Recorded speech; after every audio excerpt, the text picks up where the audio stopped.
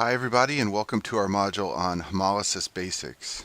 In this module we're going to talk about some basic principles of hemolysis. In other modules I will talk about specific causes, but there are certain underlying features that apply to most of the hemolytic disorders. So hemolysis means the destruction of red blood cells by one mechanism or another, and this will cause normocytic anemia, and that should be fairly easy to understand.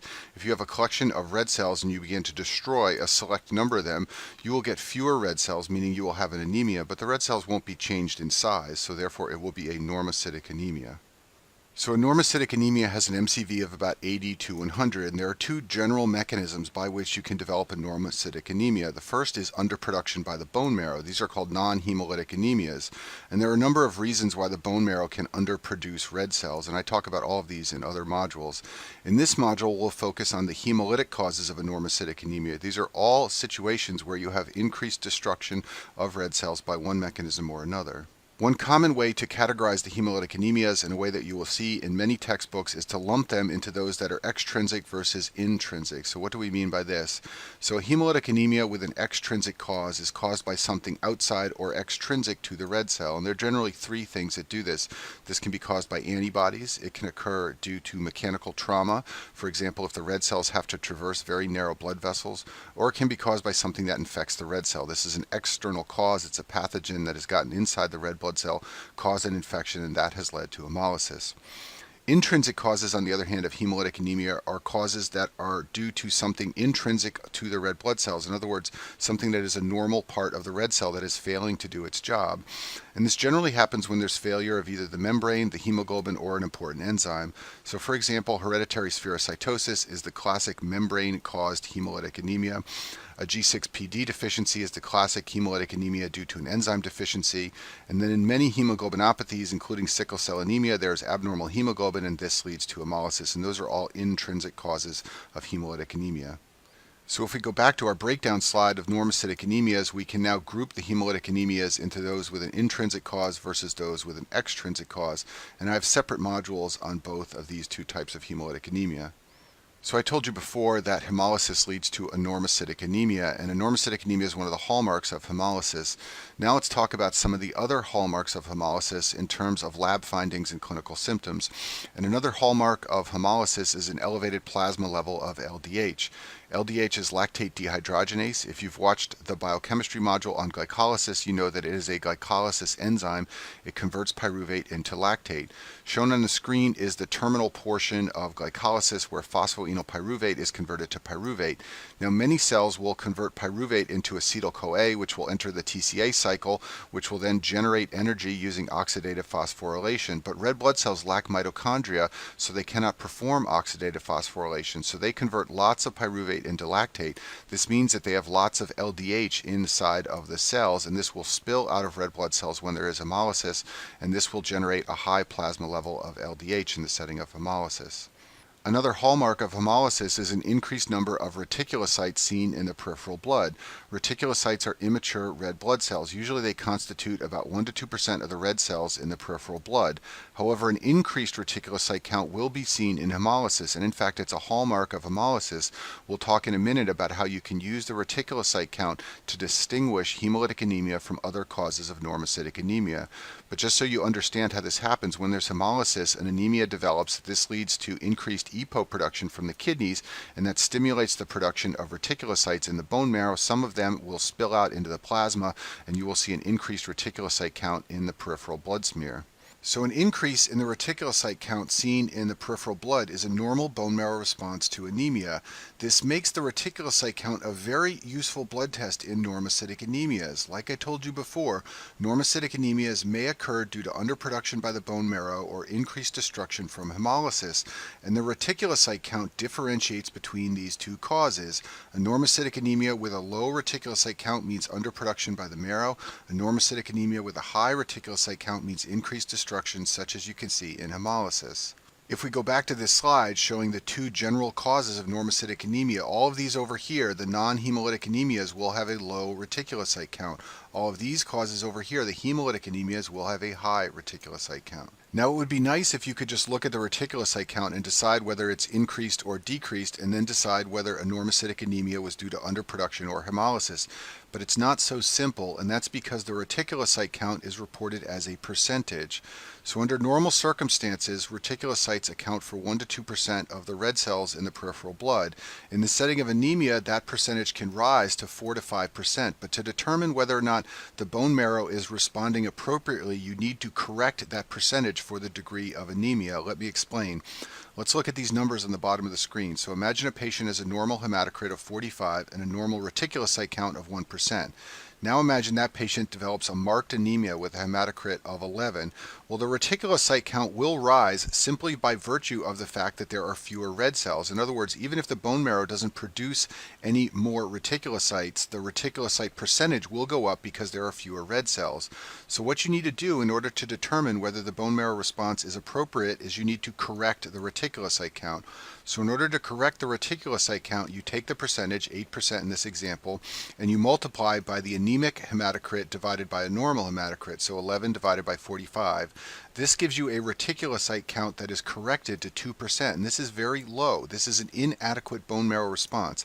So even though the reticulocyte count increased to 8%, that was not sufficient, and the bone marrow is not responding appropriately. In other words, for a hematocrit of 11, you should have a very, very high reticulocyte count, and a reticulocyte count of 8% is not really that high. And I've summarized this right here. If the corrected reticulocyte count is less than 2%, this suggests inadequate bone marrow response to the degree of anemia. Sometimes you will see the reticulocyte count corrected even further and converted into something known as the reticulocyte production index. This number is based on the fact that normal reticulocytes circulate for about a day. However, in the setting of a marked anemia, reticulocytes can be released prematurely, thus they can live longer and circulate longer. So the RPI corrects for the longer life of reticulocytes in anemia. So in order to calculate a reticulocyte production index, what you do is take that corrected reticulocyte count I showed you on the last slide, and you divide by a maturation time. And this table shows commonly used maturation times. So for a hemoglobin of 15, which is normal, the maturation time is 1. If the hemoglobin falls to 12, it's 1.5. For 8, it's 2. And for 5, it's 2.5. So by using these numbers right here, you can then calculate a reticulocyte production index. And if the RPI is less than 2%, that suggests bone marrow failure as well. Another hallmark of hemolysis is an elevated level of unconjugated or indirect bilirubin. In the GI module, I talk extensively about bilirubin. Here we're going to approach bilirubin from the hematology point of view. So when there's hemolysis, heme is released from hemoglobin and it's metabolized into bilirubin. Initially, it's made into unconjugated bilirubin, which is not water soluble and travels in the plasma bound to albumin. The liver will conjugate bilirubin into a water-soluble form that can go out in the bile. In the setting of hemolysis, there is excess production of unconjugated bilirubin. It overwhelms the liver's capacity to conjugate it and excrete it in the bile, and thus you see an increase in the level of unconjugated or indirect bilirubin. So what this means clinically is that patients with hemolysis can develop jaundice. Jaundice is a yellowish color to the skin, as you can see on this man's face. You can also find it in the sclera of the eyes, as you can see in the zoomed in picture here on the right. You can get this obviously in liver and biliary disease where you cannot excrete bilirubin, but in the setting of hemolysis, you get it because of overproduction of unconjugated bilirubin. There's an increased risk of gallstones among patients with chronic hemolysis, and hemolyzers form a special type of gallstone called pigment stones which contain bilirubin. These are the less common type of gallstone. The much more common type is cholesterol gallstones, and I talk about gallstones in detail in some of the GI modules. Now, I told you before that you can categorize hemolytic disorders based on whether they are due to something intrinsic or extrinsic to the red cell, but you can also categorize hemolytic disorders based on whether they are intravascular or extravascular. So intravascular hemolytic disorders are disorders where the blood cells hemolyze inside the blood vessels. Extravascular hemolysis is hemolysis that occurs outside the blood vessels in the liver or spleen.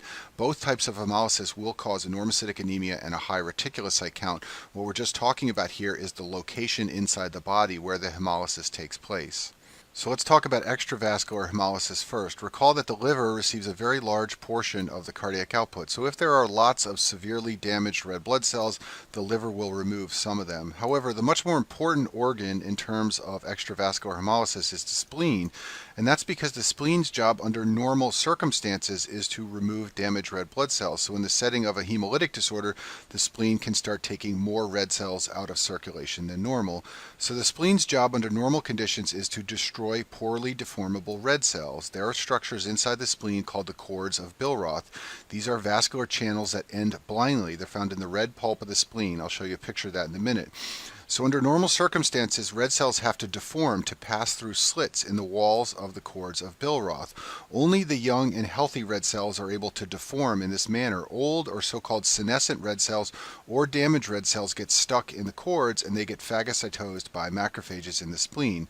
So in the setting of certain hemolytic disorders, especially ones where the shape of the red cell is abnormal, you can see an increased splenic removal of red cells, and that is a form of extravascular hemolysis. Obviously, it's occurring outside of the vasculature. Here's a picture of the spleen from some of our immunology modules. The blood comes in here through the artery. It then percolates through the white pulp and the red pulp. And out here in the red pulp is where you can find those cords of Billroth, which red cells must deform and squeeze through in order to remain in the circulation. When hemolysis occurs inside blood vessels and outside of the spleen, we call that intravascular hemolysis. This commonly occurs due to some form of mechanical trauma that results in narrow blood vessels, and the red blood cells lyse as they try to squeeze through the narrowed vessels. So when this happens in small vessels, it's commonly because a thrombus forms in the small blood vessels, and the red blood cells lyse as they try to negotiate their way around the thrombus. This is sometimes called a microangiopathic hemolytic anemia, and we'll talk about that in some other modules. You can also have intravascular hemolysis in large vessels. One example of this is patients who have a mechanical heart valve. The metal valve can cause lysis of red cells as the blood moves past the mechanical heart valve. Now let's talk about haptoglobin, which is a plasma protein, and you can measure the level of haptoglobin in the serum, and it's useful in the workup and diagnosis of certain hemolytic anemias. Haptoglobin's job is to bind free hemoglobin, and then the haptoglobin-hemoglobin complex will be removed by the liver. So the level of free serum haptoglobin will fall when there's hemolysis and haptoglobin starts binding up all that free hemoglobin. When there is intravascular hemolysis, hemoglobin is released directly into the plasma. This can result in a haptoglobin level that is very low or undetectable. When there's extravascular hemolysis in the spleen, some hemoglobin may still be released from the spleen, so the haptoglobin level can sometimes be mildly low or it may be normal.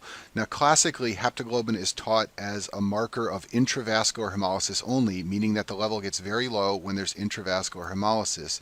You should know, however, that studies show it can be low in both types. I've listed a review article down here on the bottom of the screen if you want to read more about this, but haptoglobin levels can fall in both intravascular and extravascular hemolysis. However, they get much lower or sometimes even undetectable in intravascular hemolysis, and that should make sense to you because the hemoglobin is being released directly into the plasma where the haptoglobin has to soak it up so it can be excreted by the liver. A few more details of haptoglobin. It's also produced by the liver and it is an acute phase reactant. This means that increased levels can be seen in the setting of inflammation.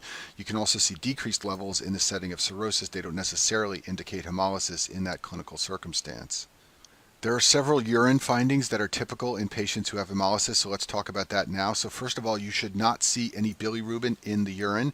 That's because the type of bilirubin whose level rises in hemolysis is the unconjugated type, which is not water soluble, and therefore it cannot pass into the urine. If there is intravascular hemolysis, the haptoglobin can become saturated. This will result in free excess hemoglobin that floats around in the plasma. This is called hemoglobinemia. Some of that free excess hemoglobin will be filtered by the kidneys and spill into the urine, and this is called hemoglobinuria. And you can detect hemoglobin in the urine with a urine dipstick test. Now, some of the hemoglobin will be reabsorbed in the proximal tubules where the iron will be converted into ferritin. This will lead to production of a substance called hemosiderin in the tubular cells. The tubular cells slough into the urine over time, and if you spin the urine down to its sediment and stain it with the Prussian blue stain, you can see evidence of hemosiderin. That's called hemosideриnuria, and you can see that in patients who have hemolysis, and that's from iron getting into those tubular cells. Now, you won't often see urine tested for hemosiderin, but you will commonly see urine tested with the urine dipstick test. And as I said before, hemoglobin is part of the urine dipstick. This is a picture of a urine dipstick on the screen. You can see that hemoglobin is one of the components. The dipstick will change colors to indicate the presence of hemoglobin. You should also know that hemoglobin can turn the urine red or brown. This is a picture on the screen of what a urine sample can look like in someone who has hemolysis.